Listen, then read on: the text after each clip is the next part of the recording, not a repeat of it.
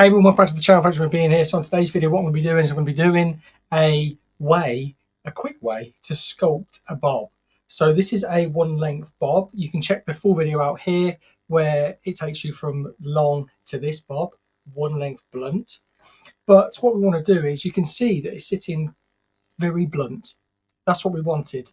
But how can we sculpt it? How can we remove weight, add a bit of texture, make it turn under that little bit? I'm going to show you.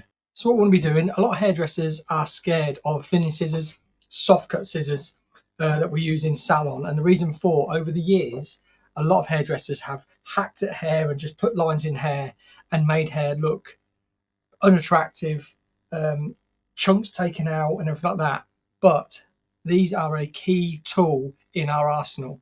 And what we want to be doing is, so we can see there, it's just sitting really sort of blunt and heavy. Great, one length bob, chic Chanel bob. What can we do? So we can lift up through here, and then we can just work our thinners through like that. And when we've done that, you can already feel it feels less bulky, less heavy. But a real top tip of where to go with your thinners: don't go anywhere deeper than half of the hair length. Reason for, if we were cutting down here, as soon as we dropped it, those hairs would be poking out. So again, we know we're going to get softness with it because they're soft cuts, thinning shears.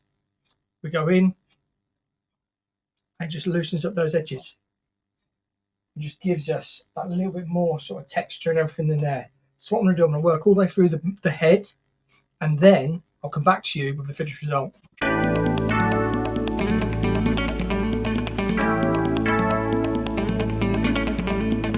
So what we can already see is, if we look here, that's still sitting very blunt, very straight.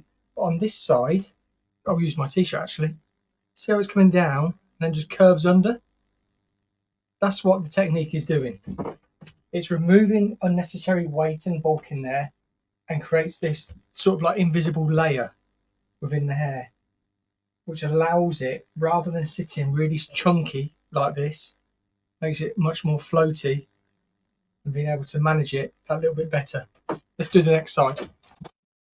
So when doing this technique, what we want to be doing is, I said, no more than halfway, and then as we're coming out of the hair, it's as if we're sort of layering, and it's invisible layers that it's putting inside the hair. As long as you're not working your thinning scissors traditionally how people used it, like that, and then leaving a big old line in the middle of the hair, just going to soften that off.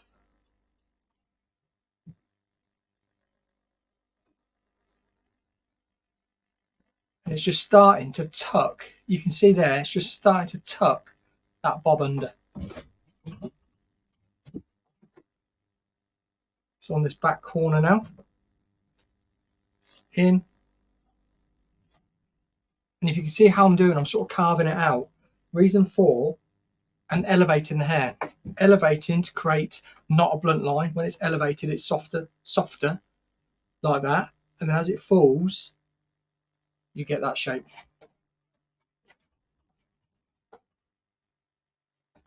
Again, in,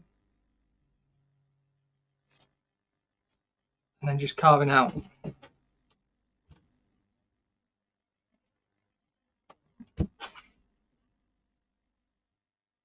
And one thing you want to be wary of, those ends there look a little bit thin, but there's a lot of density there.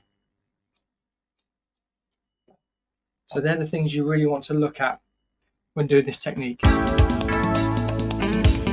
So there we go. How do we add texture, invisible layers, and reduce bulk in hair? That's how. Using thinning scissors, soft cuts, anything with a bit of texture in it. You could do it with a razor. You could flick through, pick it up, flick through, and then just be removing that sort of mid bulk that's sitting there, and then just helping that curve under, making the hair more manageable for your clients. Hope you enjoyed this cool little technique. If you have, let me know in the comments down below. If you're new, hit the subscribe button, thumbs up. I'll see you in the next video.